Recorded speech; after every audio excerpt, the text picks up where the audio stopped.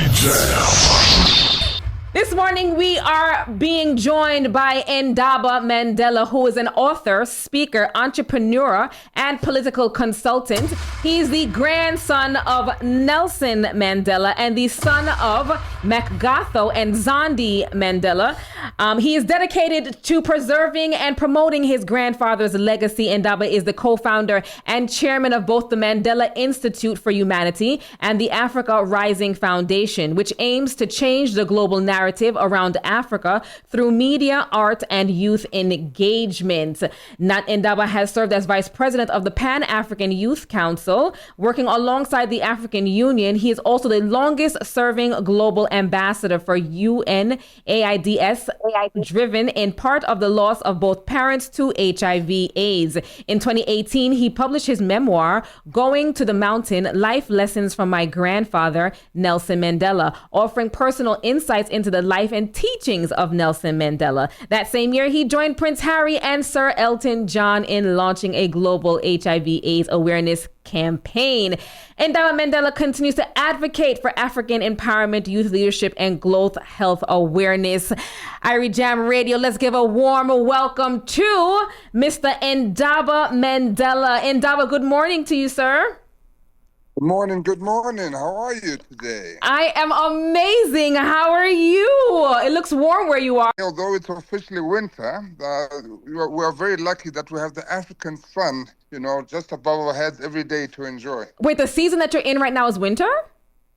It is winter actually right now. Oh. But you'll see that, it's Ooh, a sunny day. it's a sunny day in Joburg. Yes. Lovely. Yes, it is. Yes, it is. Lovely, lovely, lovely.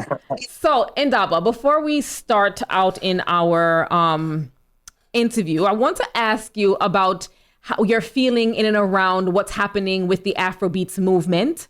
What's happening with the Amapiano in particular? Are you somebody that gets out on the dance floor and cuts up? What's your take? Well, of course, I am an African. I'm an African's African. So, of course, I love Afrobeats. I love, the piano. But I have to be biased. Here because I am from South Africa, the birthplace of piano music. Yes, we love Burna Boy, we love Wizkid and all the Afrobeat artists. But guess what? Piano is back on top. We are number one. So please relax yourselves, people. South Africa's back on top. Good morning, sir. How you doing? I'm good, brother. How are you? I'm good. There was a time, when you said that you were back on top, I remember sometimes you had some big house music hits coming out of South Africa. That's right. Big house music records. Huge ones. We had all sorts of guys producing just authentic, house-grown music from South Africa. And now, Deep House, we have obviously Black Coffee, who now is the biggest DJ in the world. Okay? We still keep it going with that house music. Come on, bragging rights. Come on, bragging rights. Now, Ndaba, the diplomatic relationship between the United States and South Africa is currently in a very turbulent phase, perhaps one of the most challenging since the end of apartheid. What are your thoughts on the current state of the U.S.-South Africa relations, particularly with the happenings that happened in the Oval Office yesterday?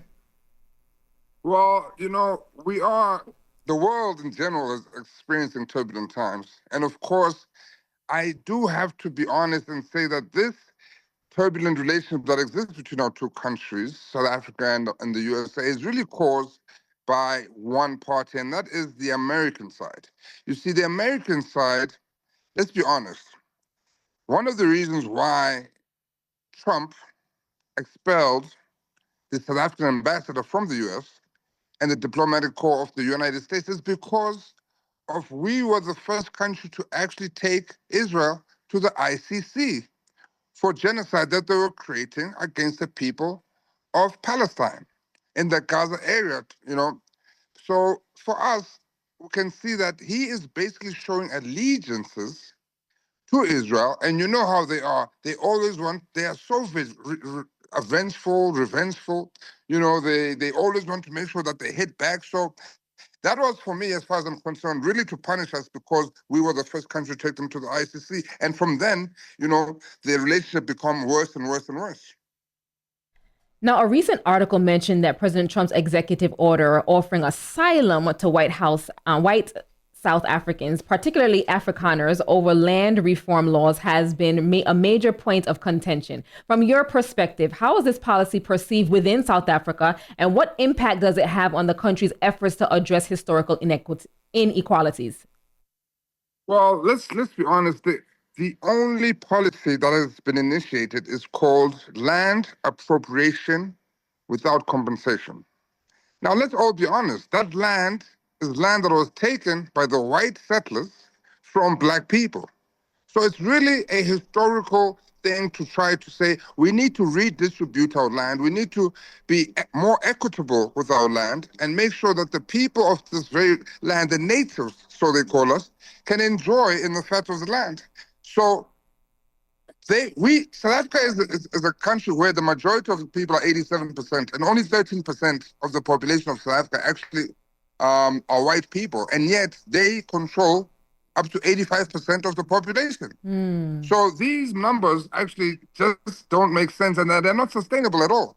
And when we say land appropriation without compensation, not a single farm so far has actually been taken under this new policy that has actually been engaged. We are still discussing amongst civil society, amongst the churches, amongst corporates, amongst all the different stakeholders as to what is the most equitable way to actually change and go about giving land back to our people. You see, the problem we have is that you have white people who do not want to be able to be equal to black people. They feel that equality is actually oppression. And no, it's simply a black man wanting to get his own God-given rights to be respected as a human, to have dignity, to know that he has aspirations, to know that, he has the right to vote and make a stand for himself and make a good living for his kids. And that is what really makes them go crazy. They believe that they can go back to the days of apartheid, and no, that will never happen. That will never happen. I'm glad you hit on that point, because I've been telling Cinema, I've been to South Africa a few times, and I know about the Afrikaans, I know about the colors, and I know about the blacks. I remember seeing that the blacks had the Ubuntu education, the colors were somewhere in the middle, and then you had the Afrikaans that did. But how do you break down to people in America between the Afrikaans and coloreds and blacks? Especially, you have an artist that refuses to talk about the colored situation in South Africa. So let me tell you how this all came about. So this was all done under apartheid. This was actually obviously led by the NP, the National Party at the time. And so what they decided to divide and conquer the country is that the first thing they did was to take any child that was born from a mixed race couple, and they removed them from all society and put them in a place of just mixed race people. That's how colored people were actually created, or something created by the apartheid regime. And then they said white people at the top, Indians will be second, followed by the colors, and then lastly, the blacks would be at the bottom. So that's how they stratified our society back in the early 1920s, 1930s. And they even had a pencil test. And so that's how some of the colored people would be able to pass for white if their hair was a little bit softer, because they would put a pencil in your hair, and if the pencil stayed, you were considered black. But if the pencil fell, then you were considered white. And so really colored is a creation of the apartheid system and the apartheid government. Wow. Wow. Like I'm I'm just trying to take. Well, he's telling the truth. He's telling the truth. Yeah. All right. Okay. So where a pencil determines your placement in society. That's mind. Imagine mind blowing. In your hair. How insane. Like how insane. How insane. And I want to talk about like your grandfather's work, right? And really, if he was here today, seeing all the happenings that's happening, especially what happened in the White House yesterday, what would his stance be? First of all, what happened yesterday in the White House was almost a joke. But there were instances where our president did clarify to say, no, yes, those are people who have been murdered. Those are white people who've been murdered. But let me assure you, there are far more black people that have been murdered in South Africa. If you look at a period of time over a year, for example, and you say over the year, how many black people were murdered, how many white people were murdered, you will see that the numbers are still more towards the black people who have been murdered, right? Not a single black person in this country has been tortured. This is a complete farce. And, there is another point where Rupert, there is a big, one of the richest businessmen here in South Africa. His name is Johan Rupert. And he actually works with a conglomerate that is well known as the Stellenbosch Mafia, because some of the wealthiest men in our country, which are all white, actually live in an area called Stellenbosch in South Africa. And so that's why they are dubbed the Stellenbosch Mafia. And they have a huge control, apparently up to even 60 to 70% of the economy of South Africa that they own when they're all together. And so this trip was really, at the end of it, if you see, they could have easily convinced Trump that, Mr. Trump, if they all went there to say, Trump, sir, there is no such thing as a genocide, what I give him props for is that he said there are blacks being killed, there are whites being killed. The killings is happening on all fronts. Everybody's suffering from crime. Everybody's suffering from crime. But the crime is actually not the question. The question is inequality. They were not able to discuss inequality. They were not able to discuss poverty. But instead, they're giving us smoking mirrors so they can discuss Elon Musk bringing his Starlight infrastructure to South Africa. And that is what the white businessmen who accompanied the president went to lobby Donald Trump and Elon Musk to bring the Starlight infrastructure and company to South Africa.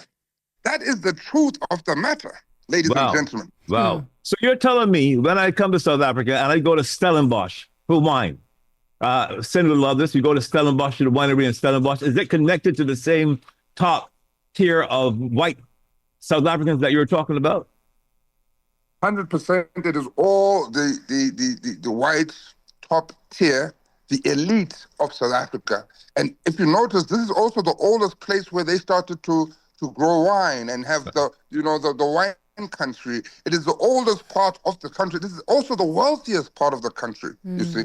So this is really a push for the white community to show that they are in charge, number one. I mean, there was a golfer that was actually accompanying the delegation of South Africa. You ask yourself, why is there a golfer when we are going to discuss matters of crime and genocide, right? But actually, this is also some of the greatest golfing areas. So maybe they wanted to extend an invitation to President Trump to say, come and enjoy some of the best golf courses that our land has to offer. You know what I mean? And I must say, there's also a beautiful article that was a letter, actually, that was written by Julius Malema and the EFF. And actually, and I was also quite surprised that out of all the things that President Trump had to mention, he mentioned Julius Malema and how Malema was singing these words of kill the farmer, kill the boer, and then dancing afterwards, and how this man should be arrested. And then, our president, Ramaphosa, then went to explain that, no, in our country we have freedom of speech. Everybody's allowed to to talk and dance as they feel. So I would say that our delegation, let's be honest, dismally failed at actually countering that false narrative that there is a white genocide in South Africa. However, they did mention to him that, yes, land appropriation without compensation is going to happen. That is a policy that has been voted in power by our South Africans, and that will take its progress. And secondly, this is all about Starlight coming to South Africa with infrastructure so they can bring Tesla, so they can continue to be elite and enjoying the elitism in Cape Town and places like Stellenbosch in South Africa. Wow, wow, wow, wow. Yeah, You know, no, go ahead, son. yes. So what Ndaba is saying is exactly what I was thinking, right? Ndaba and I was saying that immigrants come to America every day. Yeah. Every day immigrants come to America. There's no media hype around it. There's no we don't know, right? So why Right. there's this push now to let everybody know that these particular Afrikaners, I think it was like 59 of them that came over here that are, you know, experiencing genocide and all this crazy narratives. Why are we hearing about this? And and It and is.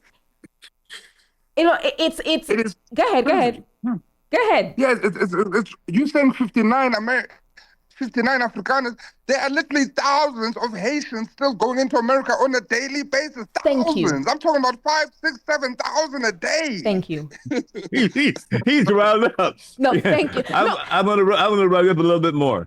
I had the opportunity of going to a place called District 6 when I was in South Africa, right? Yes. And told the history of that. I think it's a very important thing to let the people outside of South Africa and Africa know exactly what District 6 is and what it did to the poor and average black man in South Africa.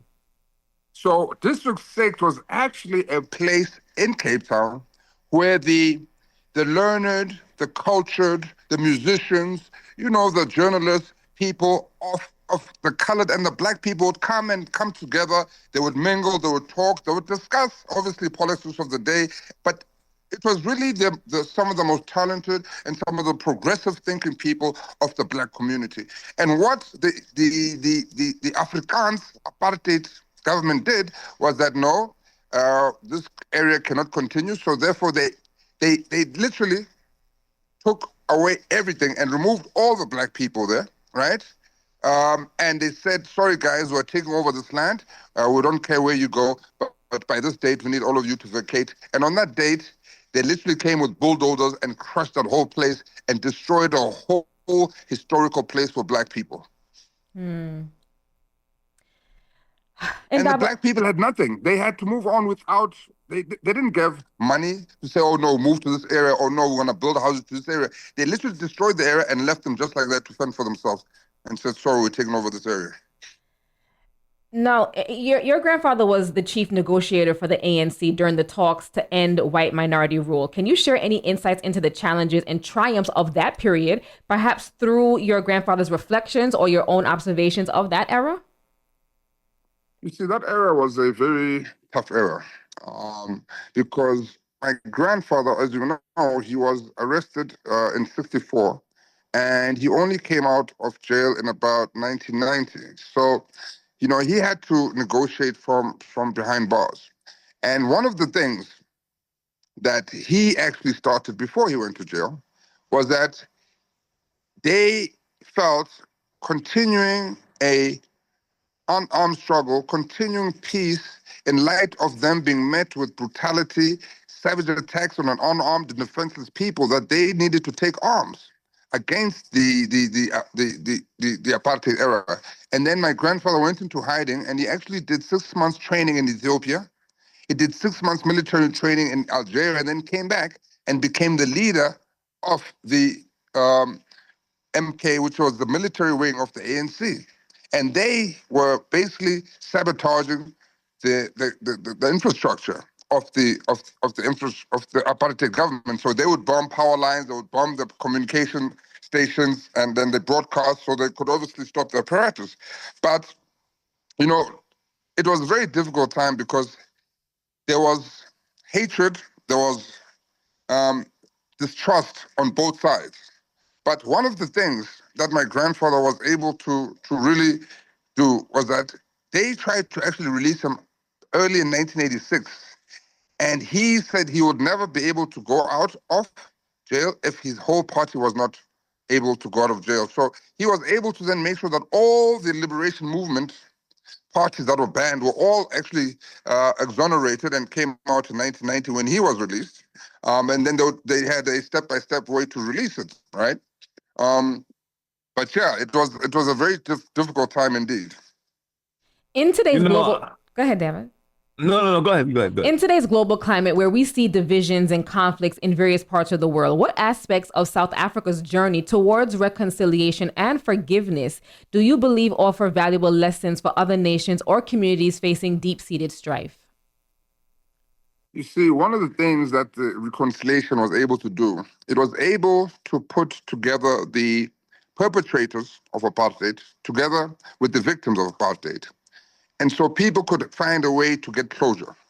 So, and that is one of the things we, as people trying to look for peace and ways to reach some sort of area where people can live in peace and harmony in each other's countries and share each other's countries and resources. You see,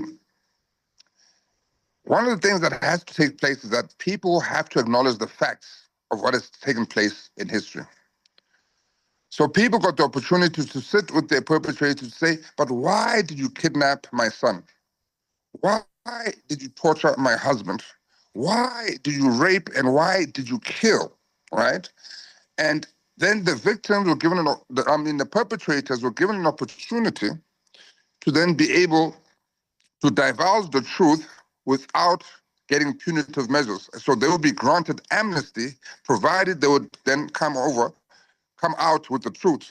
But the problem is the perpetrators, unfortunately, actually denied the process, right? And actually didn't give it any respect because they didn't actually come up with they didn't divulge all the information. So it became some people were able to get some reconciliation, but the other cases were not able to. And so that fostered a mentality and an environment of hostility, which you do find still today. But you can see that people have started to work through it because now it's no longer about, the areas in which you live, but it's really about the economic status and the economic resources that one is able to use in fighting. Because as Black and white people, there's always been this, tumultuous and very, I guess, historic relationships where we don't get along, we don't see eye to eye. And of course, that's, I think, influenced a lot by our culture, the way as Black people do things. But I believe people who believe in liberation, who believe in freedom, who believe in democracy, should all stand up and be counted. Gone are the days where now we're expecting a leader. Now we have to actually make sure that, things like sexism and racism do not exist in our workplace, do not exist in our homes, do not exist in the places where we decide to go shopping, where we decide to go and invest in our communities, in our schools, for example.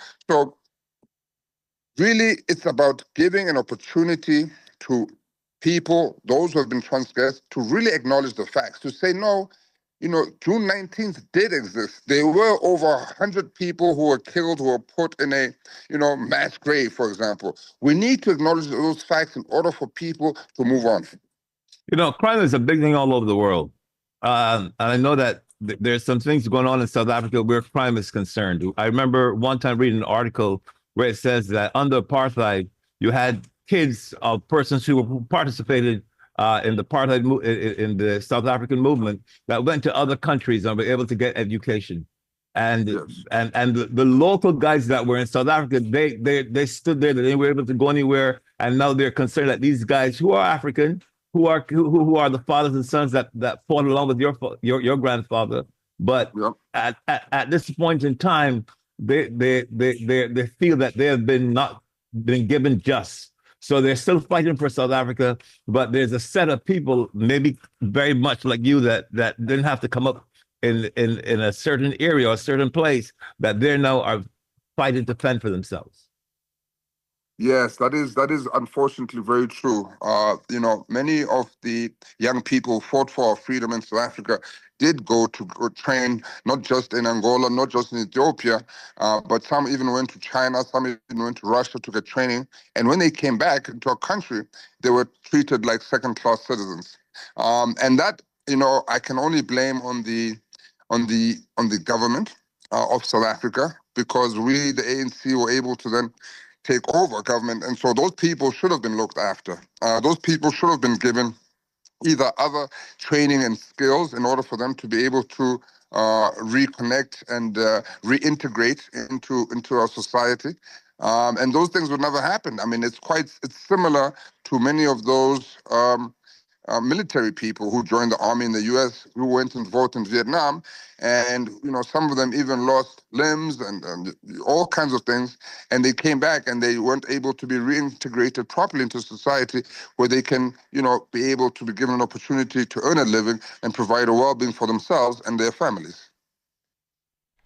Now, I just want to reiterate to our listeners here, right? When we report these stories, much like what happened in the White House, Ramaphosa, the Afrikaners coming to the U.S. and these smoke and mirrors that we see is happening and being pushed out in the media, that there is an underlying agenda here, and you touched on it, Ndaba, but I really want you to kind of bring it home as it pertains to Elon Musk, his affiliation to South Africa, and this agenda to bring Starlink and Tesla manufacturing to South Africa. Now, are they there yet, or is this just now a campaign that he's laying seeds to come to South Africa?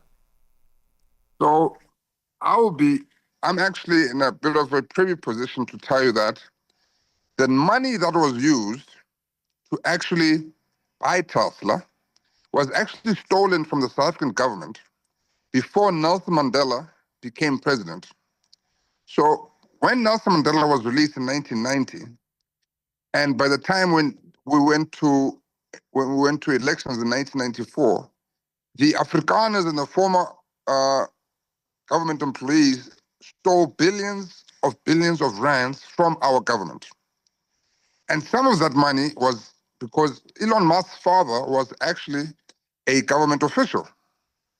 And they took money from the government and they actually bought Tesla. So that money that was bought Tesla actually belongs to the South African people. That's number one. Wow. And so you find yourself quite, confused when you hear that he hates South Africa and he doesn't like South Africa. The only reason they hate South Africa is because South Africa is now in hands of black rule and the black government. Why else would you hate South Africa? But many of his compadres, like I mentioned earlier, people that work with each other, the elite of the white South Africans, they're all part of the Stellenbosch mafia. So now, when you talk about these guys now going to America, Elon Musk hates South Africa. Elon Musk was the primary person who was actually spreading these genocide nonsense and this genocide false narrative to President Trump, right? It's because I once was told by a friend of mine who actually is in Hollywood, who is an amazing woman, who is involved in amazing work. Her name is Charlize Theron. Ooh, We all know her. She's yes. a Hollywood actress. Yes. She told me about the disdain and hatred that Elon Musk had for South Africa. And so this Starlink, or what is it, the company that they are pushing now, they want it to then come to South Africa. So they're basically lobbying Elon Musk and these guys to come to South Africa to be able to then start their shenanigans again, because they think that their technology will help them stop crime. That's what they're thinking. Instead of them saying, guys, how can we create a more equitable world, a more world where black people have opportunities, where black people can actually go to universities and can create their own businesses and be part of the economy? No, they're thinking to themselves, how can we use the technology to actually fight crime? That is how twisted these people are. What are your thoughts when you look around and see Africa is now coming together under the new president of Burkina Faso? When you look around and see what's going on, people coming together, there's talks that are happening, the compadre scenario that happens between the people of South Africa. How do you feel and what are your thoughts? I think what's happening in that west part of Africa is amazing, between Mali, Burkina Faso, between Equatorial Guinea. I believe that is exactly what Africa needs. You know, the only way we as African people, whether you're in the Caribbean, whether you're in Africa, whether you're Afro-Asian, it doesn't matter. The only way we can be able to overcome these challenges that we have, my brothers and sisters, is by coming together, is by uniting our efforts. Whether we are deciding to boycott certain goods, whether we're deciding to stand up and march on a certain day, and we're going to stop traffic on a certain day, we need to be united. That is the only way we can truly overcome. Because you must understand, these guys are so-called enemies, the Westerners, right? They have been on this path for 50 years. They're about 50 years ahead of us. And they therefore own the world political economy. And so the only way is to exercise our numbers in unity. Because when we have our numbers in unity, you must remember, every single known mineral known to man comes from the continent of Africa. Congo, the DRC and South Africa are the only two countries in the world that have every mineral known to man. And when you look at the state of these two countries are in a state of war, poverty, criminality is infested in these countries, and they make sure that these things never stop so that they can continue to take the resources at next to nothing.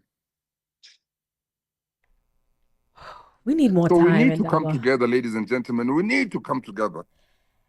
Ndaba, we need more time, and I need you in the studio. When next you come to these here United States, you come to New York, you must come into Irie Jam Radio studio, because I'm looking very forward to do that. Thank you. The little bit of time that we've had, we've all gotten a wealth of knowledge and much insight. Now, my final question is, what do you believe are the most significant global challenges facing humanity today? And how can the spirit of your grandfather's legacy, a spirit of perseverance, dialogue, and hope, contribute to addressing these challenges? You know, one of the biggest issues we're facing today is greed. Greed is at the utmost high.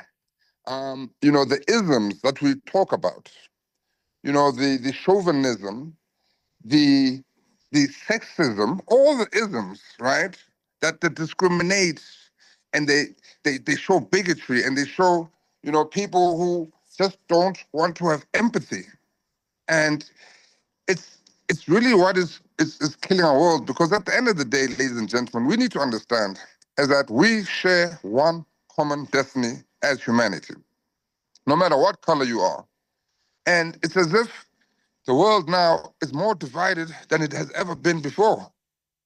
And a lot of people are calling for some sort of alien invasion or alien attack to reunite the world. But ladies and gentlemen, that's not going to happen. No, we are the ones to wake up and to teach each other, to say, guys, I believe we have more to gain when we work together than when we're in our separate silos, right?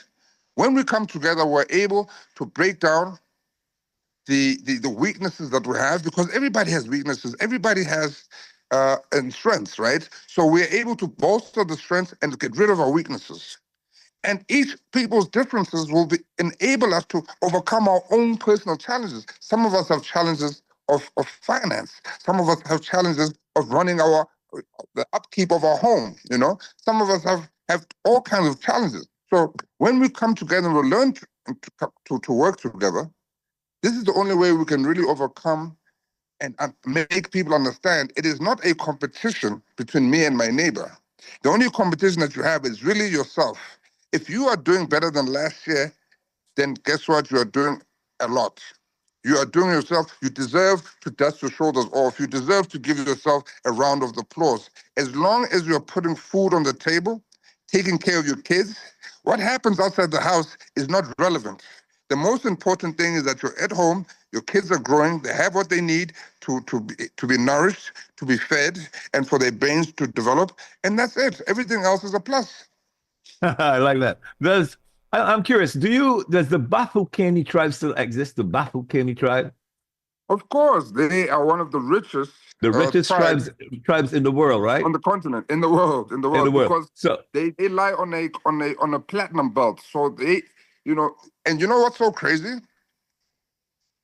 75% up to 80% of the world's platinum is right here in South Africa. Wow. So I've been to the Bafokeng tribe, and I met the beautiful. queen, and I met the queen mother, and I'm like, Amazing. right, and I said to myself that you have a man-made beach there, a man-made Yes. beach, and this is a Right. place where Michael Jackson stayed. So, with a man-made beach, you got to have a lot of money.